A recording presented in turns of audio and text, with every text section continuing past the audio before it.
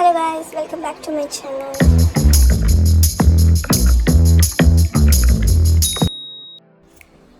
இன்னைக்கு கொஞ்சம் சிம்பிளான பிரேக்ஃபாஸ்ட்டாக இட்லி அண்ட் சென்னை குழம்பு அம்மா வச்சுட்டாங்க. ஏன்னா அப்பாவுக்கு லஞ்ச் பேக் பண்ணணும், அண்ணாக்கு லஞ்ச் பேக் பண்ணணுமா. ஸோ சென்னை குழம்பும் கொஞ்சம் அம்மா நல்லாவே பண்ணிட்டாங்க. ஸோ அதை சாப்பிட்டுட்டு வாட்டர்மெலன் சாப்பிட்ணுன்னு தோணுச்சு. ஸோ அதை கொஞ்சம் பெரிய பீஸாகவே கட் பண்ணிட்டேன்.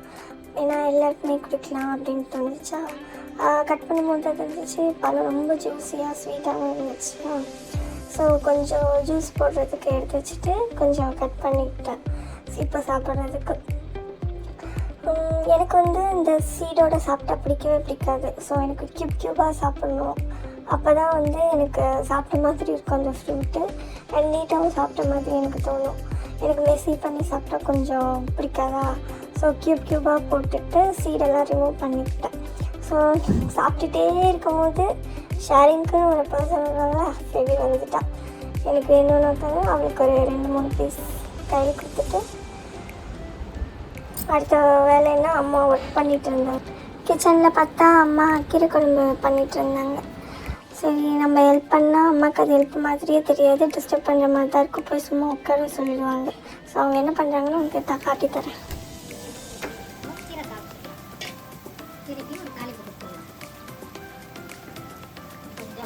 ஆயில் சேர்த்துக்கலாம்.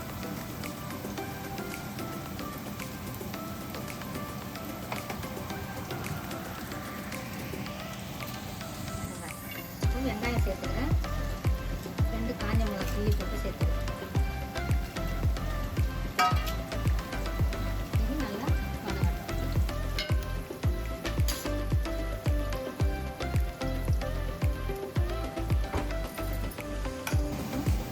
சீரகம் போட மறந்துட்டேன், இது நீங்கள் சேர்த்துக்கங்க.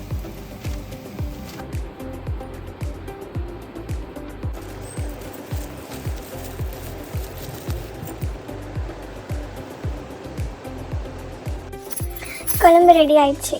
இதுக்கப்புறம் அம்மா சைட் டிஷ்க்கு சேப்பங்கிழங்கு ஃப்ரை மாதிரி பண்ணாங்க.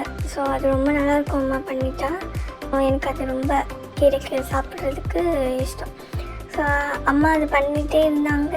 அப்புறம் ஏதோ ஒரு ஒர்க் இருந்துச்சுன்னு சொல்லி போயிட்டாங்க. நான் தான் அதை பண்ணிகிட்டு இருந்தேன்.